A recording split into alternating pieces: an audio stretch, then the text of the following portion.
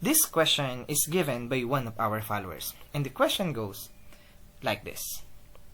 Suppose that alpha and beta are the roots of the equation x squared plus 3x plus 1 equals 0. Then the question is find the numerical value of alpha squared minus 3 times beta. Now you can pause this video if you want to give this problem a try.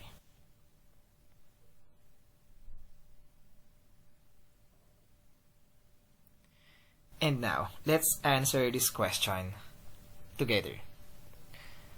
Alright, so suppose that alpha and beta are the roots of this quadratic equation x squared plus 3x plus 1 equals 0. Then our goal is to find the numerical value of alpha squared minus 3 times beta. Alright, now, to answer this, since we know that alpha and beta are the roots of this quadratic equation, so definitely we can say that x must be equal to alpha and x equals beta. So x equals alpha or x equals beta. So that is the definition of the roots of a quadratic equation. Now from here, we will use some theorems on quadratic equation. So let's have Vieta's formula for quadratic equation. So if f of x equals ax squared plus bx plus c.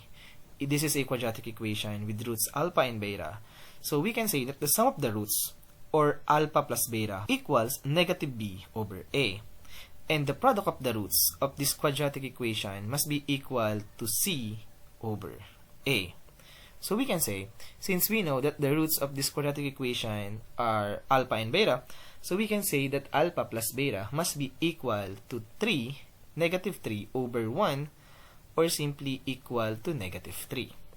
And the product must be equal to 1 divided by 1, or simply equal to 1. Now, using these results, we can now answer this question. So, we can now find the value of alpha squared minus 3 times beta. Okay, so let's do that. First, let's get the given equation. And let's use the fact that x must be equal to alpha. So, if we replace all x with alpha, since alpha is the root, this equation must still be equal to 0. So, we can replace all of this x with alpha, like this. So, we can say that alpha squared plus 3 times alpha plus 1 must be equal to 0. This is true because x, or the root of this quadratic equation, must be equal to alpha. Now, what we're going to do is to find the value of alpha squared. So, to do that, let's rearrange some terms a little bit. So, we can say that alpha squared must be equal to negative 3 times alpha minus 1. Now, let's set aside this result. And we know, if x equals alpha, then we can say that alpha squared must be equal to negative 3 times alpha minus 1. Now, let's get the expression that we want to evaluate. And take note, we have here alpha squared. We know the value of alpha squared. This is just negative 3 times alpha minus 1. So we can replace alpha squared with negative 3 alpha minus 1, like this. Now, rearrange some terms a little bit. And take note, we have a common factor of negative 3 right over here. So why not? Let's factor out negative 3. If we do that, we get negative 3 multiplied by alpha plus beta minus 1. Now take note, when we distribute negative 3 to alpha plus beta, we will get the original equation negative 3 times alpha minus 3 times beta minus 1. So let's go back to its factored form. Alright, now the reason is we have also a value for alpha plus beta.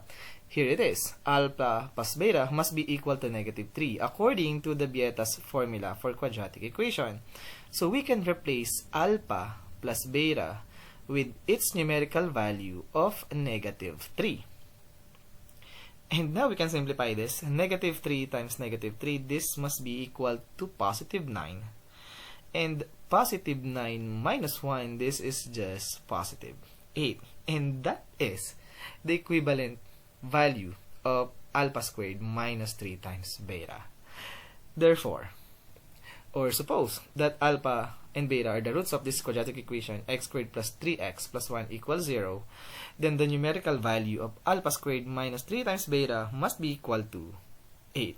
And as always, we are done.